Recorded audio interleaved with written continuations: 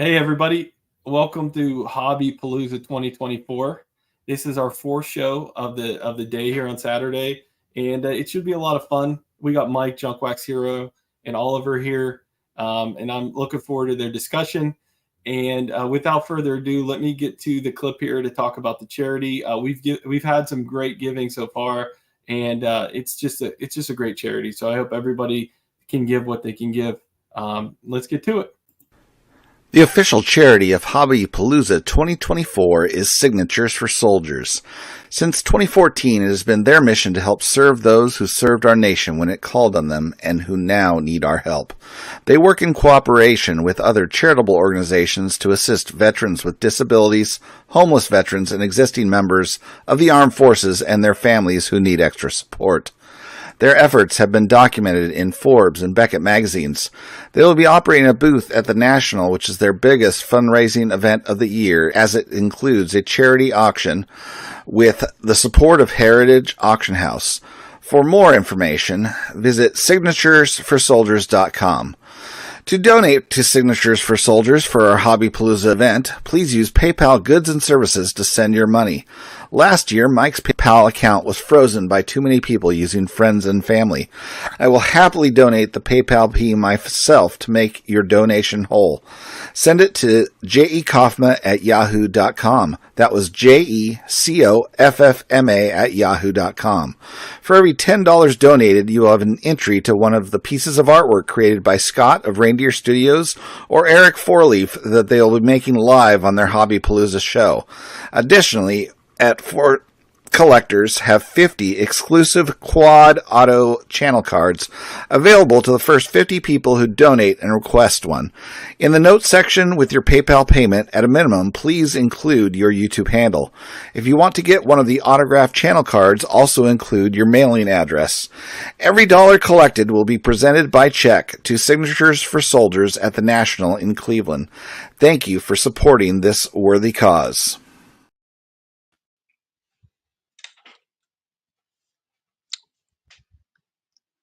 Oh, Mike, you are muted. What an amateur. What an amateur I am. Thank you. I'll give you some lessons. Thank you. So I'm Mike, joined by my longtime friend Oliver. Maybe too long. We're going to talk about that. That's great. Yeah. Oliver, thanks for joining me. Yeah, thanks for having me back on. This is always fun. Yeah. So let's get right to it because last Friday, 8 days ago, the Celtics were playing Game 4 in Dallas.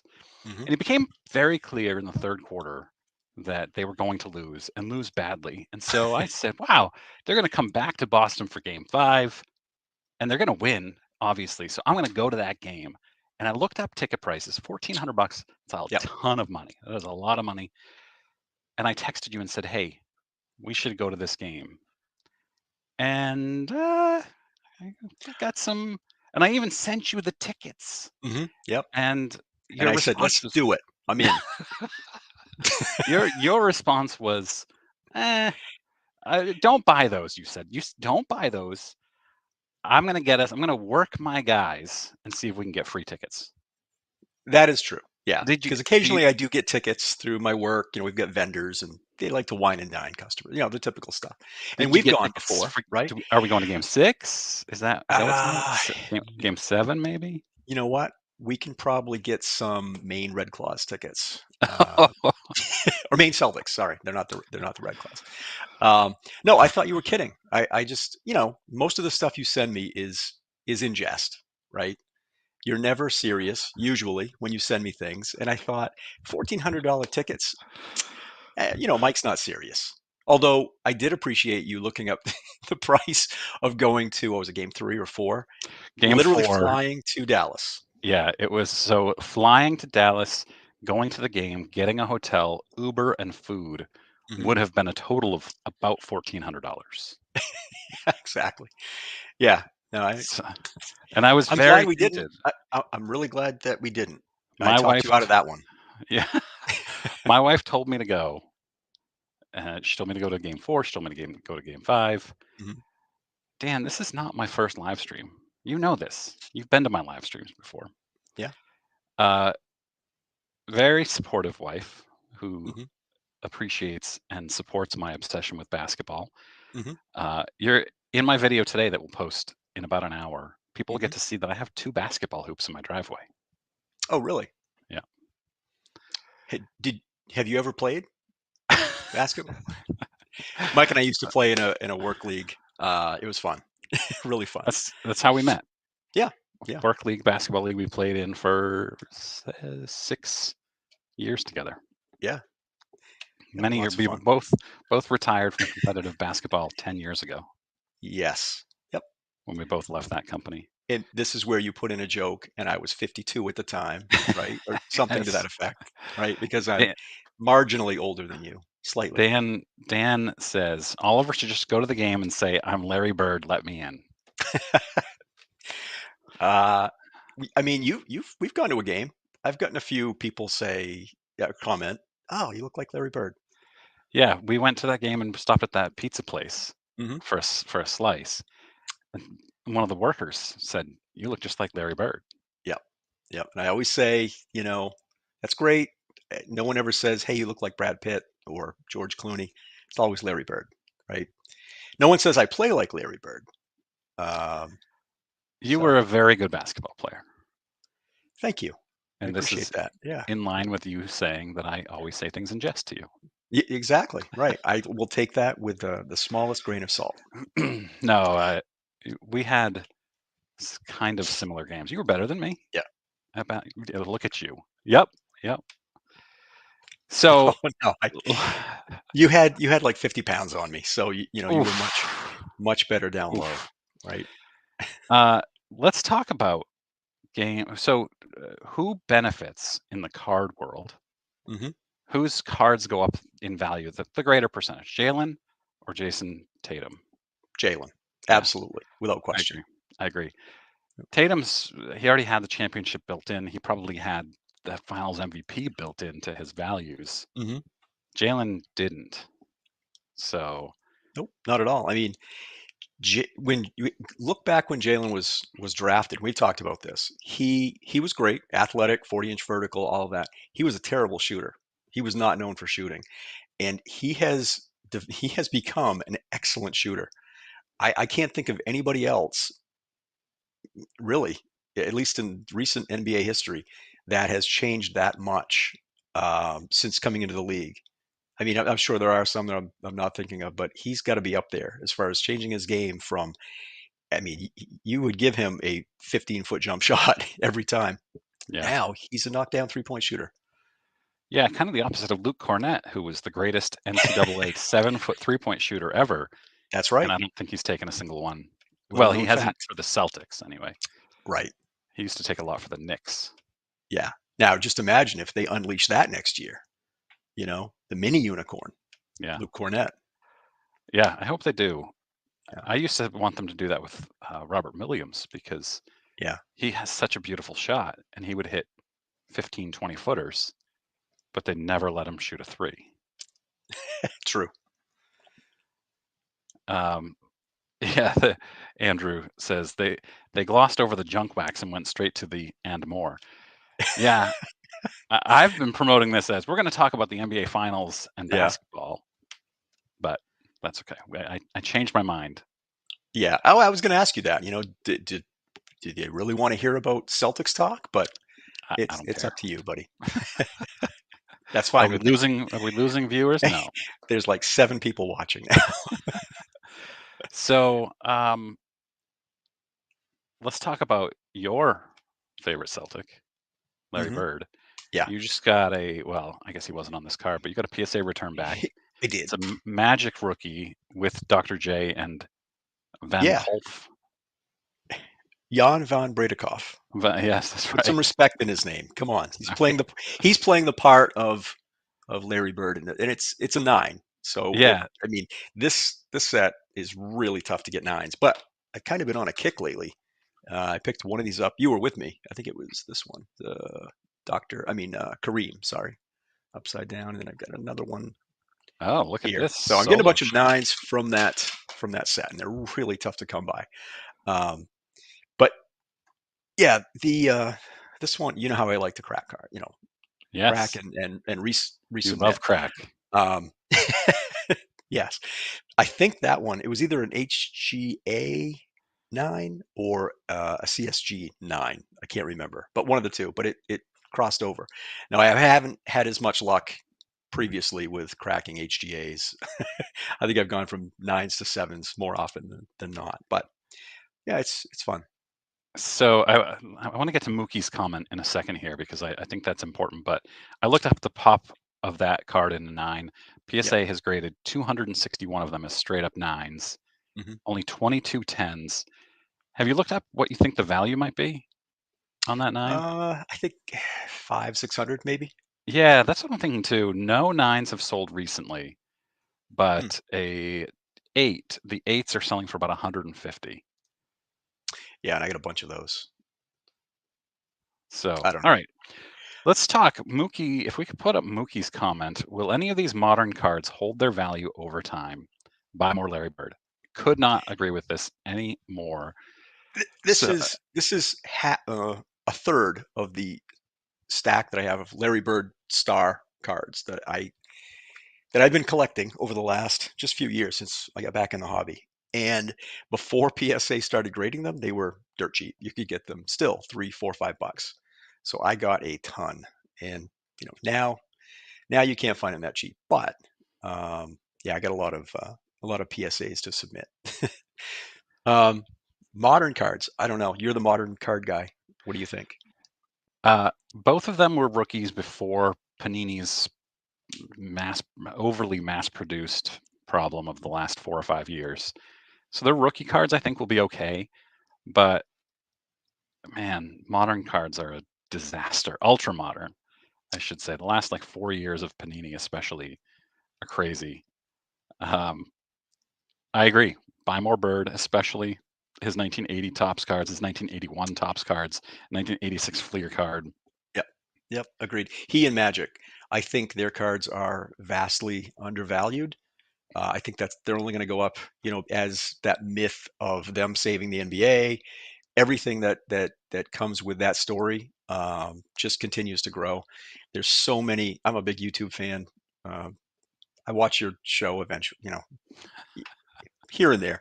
No, it's great. But there are so many young kids, or not even kids, I'd say under 30, that are don't know. So I love the reaction videos of them looking at old games or the documentaries about Bird and Magic, and they're just enthralled because it's a fantastic story. I mean, their '79 college championship game is still the highest viewed ever. Still, however many years ago. That's like 10 years ago, right, Mike? Yeah, 30. Yeah. 1980 was 30 years ago. 30. Yeah, exactly. So we have a fight breaking out in the comments. If we can get some of those comments Oh, up on man. screen here. Some Dallas fans are way outnumbered by all the Boston fans. And then Andrew, longtime viewer, Andrew says, maybe we can talk about favorite Junkwax Larry Bird cards. This is right up your alley, Oliver. Yeah. How about the 93 Refractor Topps Finest? Does he have a Topps Finest 93? So he does, and I've actually I've had issues with that because that year they didn't label it as a refractor. And depending on the picture, depending on how, well it's captured on eBay, with the right lighting, it's really tough to tell. So I've had a couple that I purchased that were, you know, they said, "Hey, this is a refractor," and I've even said, "Are you sure it doesn't really?" Oh no, guaranteed refractor. So I get it, and then I, explain to them this is not a refractor, so I have to end up sending it back. I've not found any that aren't labeled. Anything that's actually a refractor that hasn't been slabbed. So it's just a pain. They didn't do themselves any. They didn't help themselves by not labeling it, but. Still looking for one though. If anyone has, yeah, exactly. Our engineer is good. That is good. Yeah. That is it right there. That's a cool looking card. It is. It is. I think that's the first the year that Yeah. Topps did refractors, right? Yeah. Yeah. So I just bought the Vermont collection, as I've talked about many times. Right. and the 93, it has, I don't know, maybe 20-ish baseball 93 Topps Finest. Topps Finest 93 is an iconic set. It broke the mold. They started the refractors. Yep. Chrome, I think, is brand new in 93. Topps Finest, right? I might be wrong. I'm sure I'll get yelled at in comments. And so it has about 20 of them. And I thought, what a great opportunity for me to build the set. Mhm. And so I thought, wow, I should do it in a refractor. And I looked up the values of the refractors. Yeah. I have a Mike Devereaux refractor. Mike Devereaux. Ooh, yeah. And I looked up the value of that. And so I was like, okay, well, what does that mean? Jeff Bagwell is, and it's Right. like $300 raw. So Yeah, I said, they're really tough. I think I'll just put together the regular, not the refractor, because I want it in a binder, no graded. Yeah, Yeah. Bird Star cards. Actually, let's I'm go back up for a second. Sorry, Oliver. huge fan. Got a comment from Dan up above. He loves the 81 Bird first solo card, of course. Yep. Which I have right here. I don't My know. favorite bird card. Oliver must have that in high grade, and I think you have a 9, right? I have a 9. Yeah, that was a I found it. It was an old SGC slab, like had to be one of their first years, and I got it for $1.60. And I didn't know if they would re-slab it, but they did. So I have it here somewhere, but not handy. Yeah, so that was a really good buy. Yeah, the star cards, star bird cards, star any cards. I love that PSA grades them now. They've skyrocketed in value. Yeah, it's there's a few 10s have started to come out. For a long time there weren't any, but I've seen some recently, and they're 2, 3, 4K. Adam I don't know if they've sold, but that's what I've Adam seen of them as. Splendid Sports Cards had a 10 and sold it for 30,000 during the. No, that was 81, right? 81 tops. Yeah, that's what we're Yeah, talking yeah. about, right? Oh, I was talking about stars too. Sorry. Oh yeah, Someone sorry. else mentioned stars. Yeah. Yeah, that's the dream. I don't know.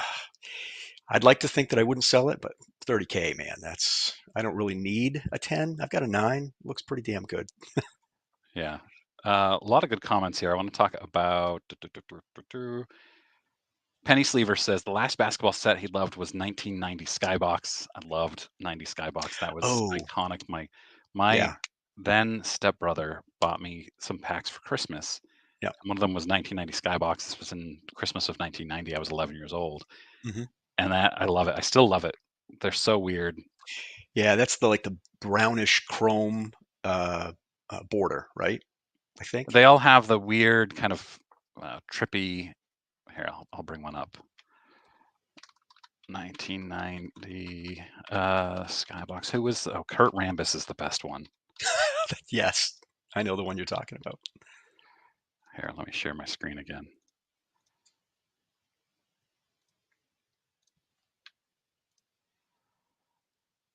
There it is. He So just great. exudes athleticism, right? I mean, that's peak athleticism. Easily one of the top, 100 players in the world, 200, whatever it was in the NBA, right? Yeah. Oh yeah. Yeah. So then the Penny Sleever also asks great questions here. Why don't designers ever live on the edge like that anymore? Because they don't need to. They don't need to create anything new. Although I hate to say this, Topps Fanatics is doing some cool things with gimmicks, but nothing Yeah. that I would ever buy a pack for because packs are way too expensive. So that's a question I have for modern collectors.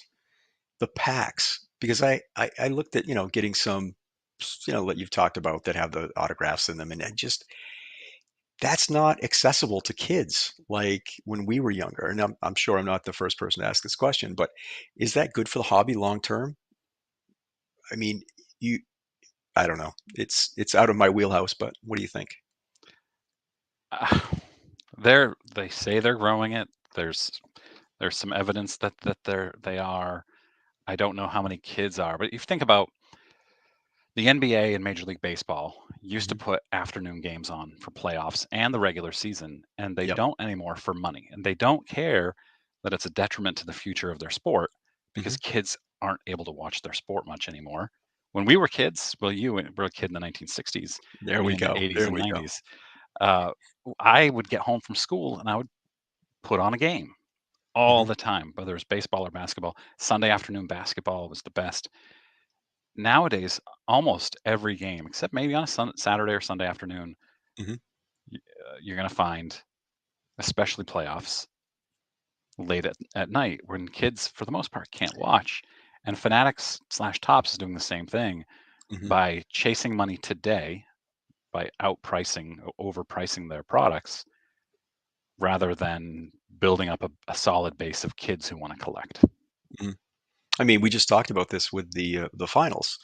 They could have had on Sunday. They could have had a 3 o'clock game, whatever, 5 o'clock game. Nope, 8:30. And I said, "Oh, I remember when they used to have finals games on in the afternoon." And you said, And I "No, said, no way, that never I, happened. right." And I cited that's incorrect because I remember being a husky 12-year-old, 10-year-old in 1985 when the Celtics lost to the Lakers in a beautiful June day, June afternoon. And then you said, "My God, you're old." True. You turned 50 last year, right? I did. So Yeah. 51 next month. Looking forward to it. Yeah. Yeah. So Scoots collectibles would be cool to see put together in a binder. As part of this Vermont collection, I actually have I have thousands of cards I'm pulling out for myself. Nothing of value, but the cards that are going to go into binders, like hundreds and hundreds of Ken Griffey Jr. cards that I didn't already have. And so those are going to go into my Ken Griffey Jr. binder. Pedro Martinez cards that belong in my Mhm. Pedro binder, things like that. Love that stuff. What was Uh, the priciest card or most valuable card that you've pulled out so far? a little sneak preview here because I haven't shown Oh, this on my channel oh, yet, and we, I'll do we a didn't video plan that. about it. This is the most valuable and the most surprising card I found. That's in Pu- pretty good shape too. Pujols Topps rookie. Mhm. Yeah, my guess. I'm going to grade it. It's probably an 8. I'm going to keep this one. My guess is it's an 8. It's like an $80 card raw, Mhm. which is amazing. And then in an 8, or maybe a 9 is $200. Hmm. So Wow. yeah, and then I put this in my newsletter last week. Most, very, very few cards were vintage pre 1980. The Yeah. collection is mostly 1980 up through 2008. But strangely, I found these two cards in the collection. Two T205s. Wow. Yeah, nobody That's you've ever heard of before, but that's so odd. Did you yeah, so you bought it from the owner, right? The collection. Did you ask them like these are I've outliers? Why'd you yep, do I this? I messaged him and asked him if there's some cards in there. I was like, "Do you want these back?" And he Mhm. said, "Nope, they're all yours." Hmm.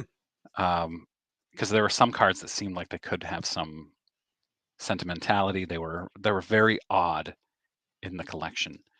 Uh, Yeah. so I didn't want to just assume. It was literally 100,000 cards, and then in the bottom of one of the boxes, I found these two, and I was like, "Well, I'm going to get these graded probably with SGC and sell them." Yeah. We talked about this. SGC, they just look so good with vintage. Yep. Gimmicks don't equal design, though. Good comment. Kids should be saving their money and not tempted to buy packs. Mangini, late 80s, early 90s had such great sets. Too bad they decided to 10K production. Yeah.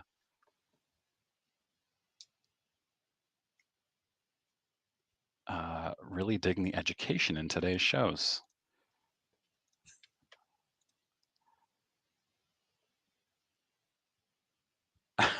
Dan, more Vermont collection content because you haven't talked about it enough. Yeah. The Pujols is not John Quacks. That is a really nice card. I was so happy to find it because I already had the Ichiro, and the Ichiro is in the collection too. Mhm. I already had that, but I didn't have the Pujols, so that goes straight into my collection.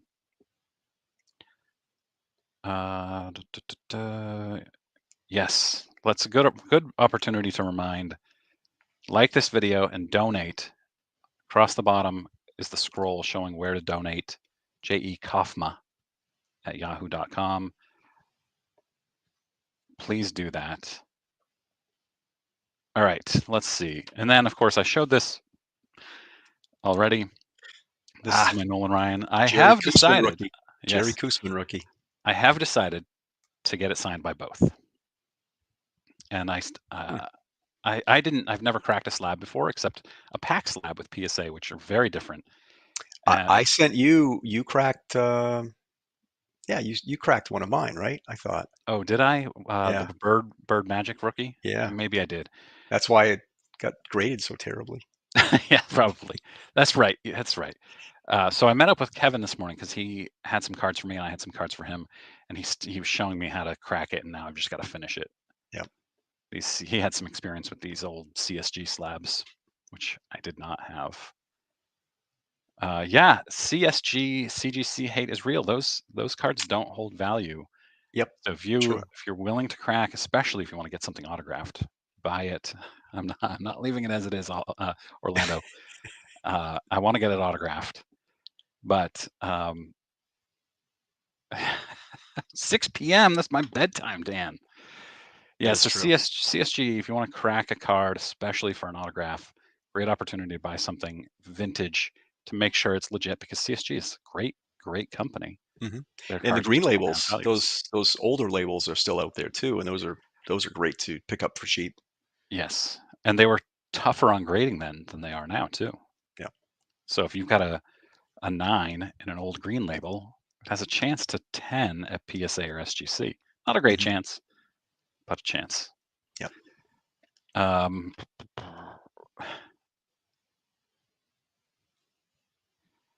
Got a T205 that is a Topps buyback that is encased in a regular sized card. I feel that authenticates it, but is worth cutting open and resubmitting. I've never heard of that before. It would get a 1, but worth cutting it out. That is really fascinating. Can you email that to me? I'd be really interested to see that. Mm-hmm. Koosman Ryan is the greatest combo rookie card ever. Almost 8,000 combined strikeouts. What about the Ichiro Pujols 2,000 Topps? I think that's a Topps traded, right? That's got to be the greatest rookie. Although they both had rookies in standard Topps. So I would say Bird Magic rookie. Not really considered. Oh yeah. It's not really considered. Although there's a. Yeah. I don't think anybody really considers the Ichiro Pujols a dual rookie. Okay. What else did you get in your PSA return? Some Star, actually. Where did they go? They were 8s though. Nothing too crazy. I got another one of those, but it was an 8. Actually, this I think is more eye appealing. It's centered perfectly as opposed to the 9, which is off center. And we've talked about how much you and I both weight centering, but these are both 8s. Yep. So you don't have the Jordan yet, right? No, I do not. No, I would never dare pulling the trigger on a raw one from that set. But it is his rookie card. I don't care what anyone says about the 86 Fleer. I know you feel pretty strongly, right? Yes. Well, I get the argument that the Star card is his true rookie, but I just prefer the 86 Fleer. That's so fair. I can say, yeah, I agree with you that the Star is probably his true rookie. Yeah, but I would rather have the 86 Fleer. And the Star is now more valuable, right? Isn't that the most? I think I saw recently someone bought it for $1 million, maybe, making it the most expensive Jordan rookie. Yeah, 800 something thousand. Oh, was it? Yeah. Okay. Let's talk a little baseball. Okay. Because when I'm not a modern guy. I'm a vintage. Okay. I know. All right. But when we were kids, we hated the Yankees, right? Absolutely. Hated everything about them. So much so that I didn't buy a Mantle rookie when I had an opportunity. I say opportunity. I was like 12, and it was like $500.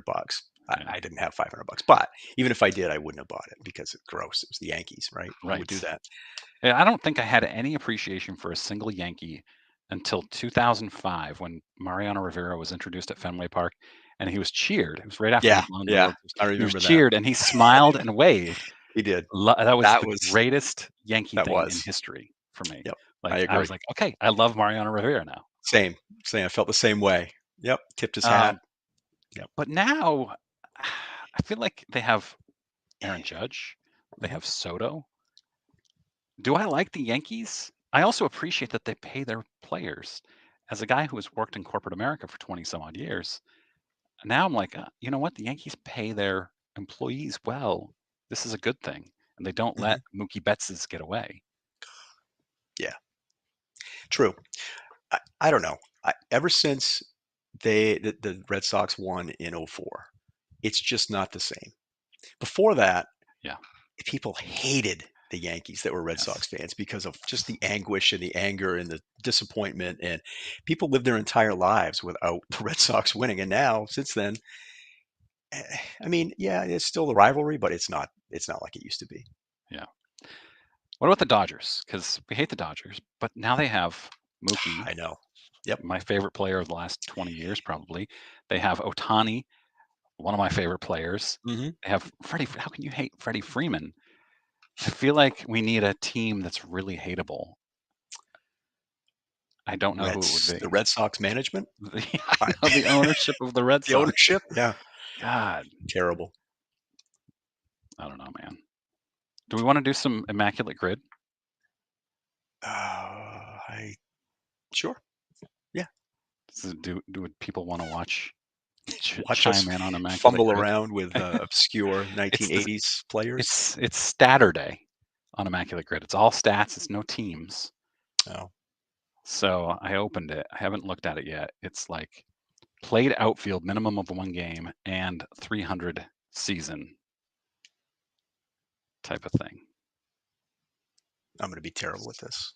Oh, I love Saturday. I missed it last week. Yeah. I was devastated. All right. Fired up. Is that a true Mookie? What does that mean? Scoot. Do you Looking have at this behind you? No, somebody. Do I have a Mookie behind me? I don't have a Mookie. You don't have a rookie? Nope, not yet. It's on my list. Oh. That's a good one too. Oh, Yeah. I see. Yeah. Yeah, that's a great one. Oh, is that true, Mookie? Sorry, I read, is that a true Mookie? Sorry. What else? What else? I do have a question kind of pertaining to modern and how it's, will it sustain value? I have a question on the opposite end of the spectrum. Will vintage retain its value as, older generations die off? And I just, do you get the sense that younger kids, anyone under, we'll say 30, do they care about Babe Ruth? Do they care about, all of the Christy Mathewson, you name it? Is Babe Ruth going to be Babe Ruth in 50 years? Yes, I think Babe Ruth will, but I don't think Harmon Killebrew will be. I think the top 10 guys, Mickey Mantle, Babe Ruth, the Yankees, and the Red Sox, and the Brooklyn Dodgers, East Coast bias here, right? Ted Williams, the absolute top of the mountain guys, those legends will carry on. People will still talk about them in 50 years. Ted Williams has been dead for 25 years. He was at the 99 All-Star game, which was 25 years ago. I don't remember how much he lived after that, but Mickey Mantle died 25-ish years ago. Babe Ruth died 80 years ago. Yeah. But there's still people alive that if they didn't see them play when they were young, they were still, they were everything in the 50s and 60s and 70s. What about when there's no more, those people are gone? Let's say when, we're 100, you'll be significantly less, right? Right. But I kind of think so too, but not necessarily because they're great, fantastic ball players. It's just more the myth of Americana. Babe Ruth, people that don't know anything about baseball have heard of Babe Ruth and probably Mickey Mantle. So yeah, I agree with you. Harmon Killebrew, no one's going to know who Harmon Killebrew is, but yeah, no, I would agree. I'm just curious what other people, maybe curious what Chris Sewell thinks. Mookie Chilson says Ted Williams could still come back from cryo freeze. I didn't want to say it. I was going to say, he died in 99, or most of him did. His head is still somewhere. Yeah. Mantle died September 95. Thank you, Dan. Yep. I thought it was a little later than that in the 90s, but I guess that makes sense. I remember the Sports Illustrated cover from when he died. Penny Sleeper says nobody cares about Killebrew now. I would say that his rookie card values would say otherwise. Nobody cares about him relative to Mickey Mantle, but he's pretty well regarded. At least his rookie card is. August 13th. That must be referring to when Mantle died. Williams died on July 2nd of, couldn't have been 99, right? No, 2000? Somebody says 22 years, so maybe 2002. Bring Ted back. Yes, July 02. Oh, not July 2nd, July 02. Yeah, 22 years. Thank you. They have his head. Yeah, let's reconnect it to his body. Eventually. That's the plan. Unfreeze him. Let's bring him back. AI can do it. AI can do everything. Soon. Just long enough timeline, it'll happen. Yeah. We're AI. My channel. I am actually AI. I would get a refund. Oh, my new pet peeve. I think I mentioned this to you too. Speaking of your Vermont find, I don't know if you watch. It's not the storage unit like the Storage Wars or whatever, but there, a lot of people buy storage units, and so there are plenty on YouTube of people buying them, and they come, they find cards, they find comic books or whatever. My biggest pet peeve now is people doing that have no idea, they're not collectors, and they just manhandle cards like not in sleeves, and they're just, this card's worth $4,000, and they're just or comic, and they're rifling through it. My eye twitches when I watch that. I thought of you in the Vermont collection, but I know you don't do that. Yeah, and people who are mispronouncing names that they should know if they're fans. Yes. Like if you can't say Victor Wembanyama yet, then you shouldn't be ripping cards on camera. Yeah. Yep. Agreed. Just a thought. If you're still saying Luka Doncic, you shouldn't be ripping basketball cards on camera. Or being an NBA sideline reporter. That's right. Yes. But yeah, there's plenty of those videos, and we've talked about the dream of going to an estate sale where we hit it big, or we buy a storage unit. We got to do that sometime. Here's one of my favorite card conspiracy theories. James Wynn says, I think I'm pronouncing that right. Wynn says they manhandle on purpose to trigger the viewers. Mission accomplished, because I'm just cringing. You get comments saying, "What are you doing?" and that increases engagement. Yeah, I can see that. Yeah, Mangini spells out why Harmon Killebrew was great, and that's not the only reason, but he's just not appreciated, and it's where he played has a big part of it. It's all about your location, not all about it, of course. Yeah. Just not well collected. Yeah. Bruce Suter, mispronunciation kills me. Yeah, there's a lot out there. Pronouncing it Sandy Kofa. Who says that? I've never heard that before. That's interesting. Yeah. But yes, I agree. The mispronunciations drive me nuts too. I can neither spell nor pronounce that big guy for the Bucks. Yeah, Giannis Antetokounmpo. My wife was just trying to pronounce that and Wembanyama upstairs, and so we called our 14-year-old, who was able to pronounce them both immediately. They both love basketball. Yeah, but my youngest just pronounces things very smoothly. Yeah. This was a fun season. This is a fun season. Mike and I, we both, when the game's on, we kind of take pictures of our families watching the games. And sometimes when I can't watch the game for whatever reason, I get it's like I don't know, it's like an instant newsletter or not newsletter. It's I get updates, instant updates from Mike. He gives me the play by play, and it's pretty it's spot on. There's no bias at all. It is yeah, $4.99 a month subscription, and I will text Yep. you my inner thoughts throughout every Yeah. Celtics game.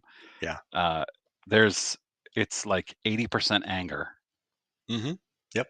throughout every Celtics game. And when I text unsubscribe, it actually creates twice as much traffic that you send me. It's when they're losing by 50 and I'm irate. And then you find obscure stats that just drive me more nuts. So, yeah, that's the best. Good stuff.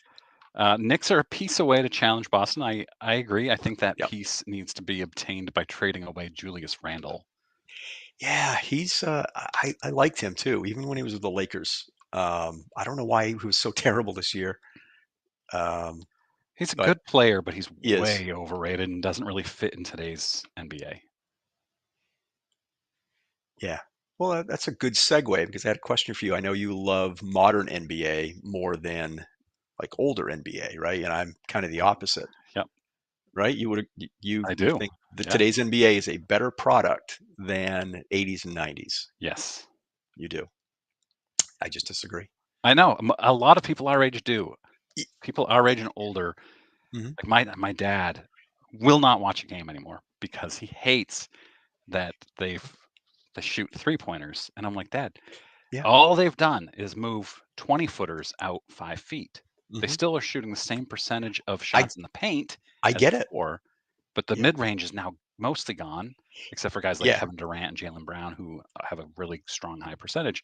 But they've moved those shots back a little bit, and they get more points on average per average shot than they did before. It's smart I get if it. you It's have the evolution of the game. It's every sport. You know, there are people that complain about the DH for how many years, right? Um, I just and another thing Mike and I do is the what's travel anymore. No one Yes, seems to know what a travel is. Mike Petty just Nobody. commented, why do they travel in the NBA? The traveling drives both of us bonkers, and It it always does. will. It does. We send something once a week, and it'll be something from Instagram or something. How is this legal? And then you get modern people, and they're, wow, this is the 0 step, and then that goes into the gather step, and I'm just thinking, my God, can you imagine Michael Jordan with a gather step in his prime? What he could have done? Yeah, And no hand checking. no hand checking. And yeah. Yeah, one of the reasons Mickey Mantle still resonates is because his name is easy and fun to say and remember, maybe, but also because he was great and he played in New York City when he right. won a lot of championships, World Yep. Series. Sorry, I'm still thinking basketball. There's a viral clip of Angel Reese 2 double dribbles on a breakaway, which I sent to you this morning. We just saw that, yeah. I've got a screwdriver in my hand because I was working on my slab. Yeah, that's I see your crazy. screwdriver. I got a drill bit right there. Yeah, Bunch that of was gunners crazy. these days and no defense. Sorry, that's not true. There's a lot of good defense being played on some teams. Yeah, but what I think, I don't want to speak for them, but probably what they mean is no defense, as in you can't really touch someone like you could hand checking. Hand checking is if you can guide someone with you can put your hand on their hips and guide them. That's huge. That's vastly different from today. Here's something we can agree on. Dan, Peyton Pritchard taking 6 steps before his half court shot. He 100% traveled before He that. did. When the first replay, I said to my wife, he traveled. And she's like, oh, he did. Yeah, he definitely did. But that is modern NBA, Define a travel. I got nothing. I can't.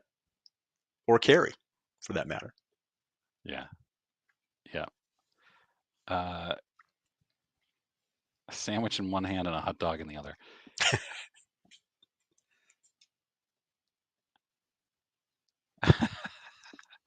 Theo, come on in if you want to complain about the NBA. I'll tell you why all of your opinions are wrong, except the ones that I agree with. Yeah. So back to baseball. 2004 Red Sox, greatest team ever, right? We can all agree. Most entertaining team ever, I think. The Dirt Dogs, the greatest comeback ever against those hated Yankees. Right? Yeah. Yep. Game 7 was my daughter's birthday. So it was a great night. Here's a little trivia for you. Who won Game 4 of the ALCS that year? What now? Game 4? Yeah. I think I'm right about this. Who got the win in that game? Oh, the win. Okay. I was going to say. Well, we know Red the Sox team won. that won. Sorry. Yeah. Yeah. I'm just making sure. Yes. Haha. Obscure. Very obscure. Former Milwaukee Brewer pitcher who retired, if I remember correctly, right after the season, 2004. I won't get that. Curtis Laskanik. Oh. Don't panic. It's Laskanik. Yeah. Yeah. Okay. Yeah. Just such a weird thing that it's the most famous series in the last probably 30 years. Yeah. Right? Somebody's going to say, oh, whatever, 2018. But it's most famous postseason series of at least the last 30 years. If you know, you've the 91 Twins, you've got the 93 Blue Jays. Mm-hmm. And the Game 4, nobody would guess Curtis Laskanik won that game. No. Best Red Sox team is 1978. The one that most overperformed expectations would be the 67 Red Sox. 67, right. Impossible Dream. Most overrated Red Sox ever is Yaz. I think we can agree with that. your eyes switching. Theo, how do we eject somebody from this live stream? So I'm actually yes, perfect. I am going to Mark Hoyle's house. Mark Hoyle, I can't see Oliver now; he's gone still. I'm here. You can probably see him and hear him, but my StreamYard sucks. Mark Hoyle is a super collector of the 1967 Red Sox Impossible Dream. I'm going to his house, hopefully in July, if he gets back to me. Thank you. Chocolate chip cookie just sat down next to me. Somebody set it down. It didn't walk down and sit down. Thank you for that. Important clarification. Right. So I am going to his house in Massachusetts. I'm going to record a video, interview him about his collection. His collection's been on channels before, but with a bad connection. So is he the Yaz super collector that we met at the show? Yeah. Okay. No, sorry. Different one? Okay. That's a dealer. He's the #1 PSA super collector. Spent millions on his Yaz collection. We have to specify what Yaz super collector is in your orbit. And the answer is all of them. So I can't keep them separate. Yaz made the final out of the Bucky Bleep and Dent game. Yeah. That was the year before Yaz hit his 3,000th hit, I remember. Curtis Laskanik's better than Oil Can Boyd. Wow.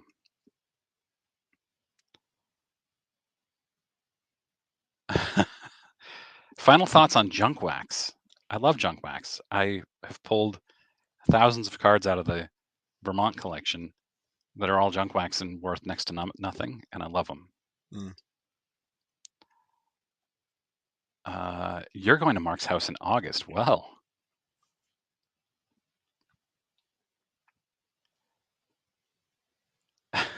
an actual chocolate chip cookie didn't really walk in the room. That would have been good stuff. Yeah, Mike. So to be clear, it is a partially eaten chocolate chip cookie. So it's not even a whole cookie. The kids made 6 total cookies last night for the 4 of us, so I'll take what I can get. We've got 5 minutes left. 5 minutes. What's the topic? What do you want to talk about? What is the best card from the 1980s after Ken Griffey Jr. 89 Upper Deck? Ooh, good question. Basketball or baseball, either one. That's a great question. Ooh. It's the best cookie flavor. We can talk about that too. I don't know. It's probably something from 87 Tops because that's what I mean, I think Bo that's when you Jackson. kind of started. Yeah, yeah. It's up there. 85 set is so good with Clemens and Puckett. Yeah, I'm gonna go with 87 Bo Jackson or 87 Canseco. That was always great to pull out of a pack. 86 Donruss Canseco. Yeah, I don't was think was the dream as a kid. Yeah, it was. Yep, you're right. I've told this story before, but I got that card for Christmas from my parents. Yeah, It was in a screw down, and they also bought me a safe, a fireproof safe, which I still have. It's right there, to store the Canseco in. So that was going to be my retirement fund. Yeah. That was an $86. It was probably 1987 is my guess when I got that. My parents were still together and they divorced in 88, I think. So I'm what was the Christmas card as a kid that you were going to buy it? It's right there, and instead you said, "No, I'm going to buy the Dan Plesac rookie instead." 1969 Tops, Kareem Abdul-Jabbar, Lou Alcindor. Oh, that was one of mine too. $75 at Down East Comics, Brunswick, Main Street, Brunswick. And I looked every time I went in there. I looked at it. Man, $75. That was a ton of money. It was like 1990. I'd ride my bike there, which is crazy because no parents would let their 10-year-old ride their bike there from here now, from my house then now. But I looked at it and wanted it so badly. I loved Kareem. And I never bought it because I would buy a couple packs instead. I was a big pack opener back then. Yeah, same. Never bought singles. That was one of mine too. Same card, and it was right next to a 52 mantle, which again, it was way out of my price range, but $500 is nothing, obviously, for that. But I saw it month after month at the card shop that I would go to. Those two cards, and I thought, he's a Yankee, and then of course Kareem. I was like, no, Laker, gross. But I thought it looked weird. It was an interesting looking card because it's not. There's no. It's not licensed. But yeah, those are my two. And instead, I bought just tons of 87 Tops packs instead. Vintage Goats, who I think Vintage Goats is a teenager, but I'm not sure how old he is, says, my mom doesn't even let me stay home for 10 minutes by myself, much less ride my bike to the car shop. Yeah, that's modern day parenting. I remember when my oldest was in second grade and we're 3 houses away from the bus stop, and we said, just get off the bus and come home after school. And we got a message from our next door neighbor saying, you can't let your kid get off the bus by themselves at this age. And I'm like, are you crazy? 12. Okay. So I was going to say 13. Yeah. 12 years old. I would ride my bike many miles. I would stop at Mishu's Market on Main Street in Topsom and get Sour Patch Kids and Swedish Fish, count them out one by one because they were a penny each. Put them in my backpack and continue on my way across the bridge into Brunswick to Wiggy's card shop, which was right next to Down East Comics, which also had cards and supplies and stuff. You couldn't make it 10 minutes without having a snack. Had to get your fish. I was a fat kid. Yeah, I was. No, it was husky back then. Like, we weren't fat. We were husky. Right. For sure. Big boned. Yeah, so Mike Petty says, great strategy, Oliver, buying 87 Tops instead of the 52 mantle. People are still doing that today, collecting what they like. Yep. Or even, same year. If I had spent as much on 87 Fleer as I did 87 Tops, oh well. Yeah. All right, we're wrapping it up, but we were told 5 minutes. Okay. And so we have 1 minute left. We got up to 77 is what I'm showing now. 70, that's I'm really happy with that. Yeah. Thanks for everybody for joining in. I collect what I can afford. Yes. Collect what you can afford. Yep. And then collect what you like within that affordability range. Yeah. Yep. Well, this has been fun, Mike. I really appreciate you inviting me on to be Thanks for joining. your eye candy. You know. Yep, I appreciate you joining. Yep. I had to have you on live to give you crap about not letting me go to Game 5. No one trusts you, Mike. Next time, right? Next year. We're going. You okay? All right. Done. Deal. Are we waiting for Theo to jump in, or do we just like end it?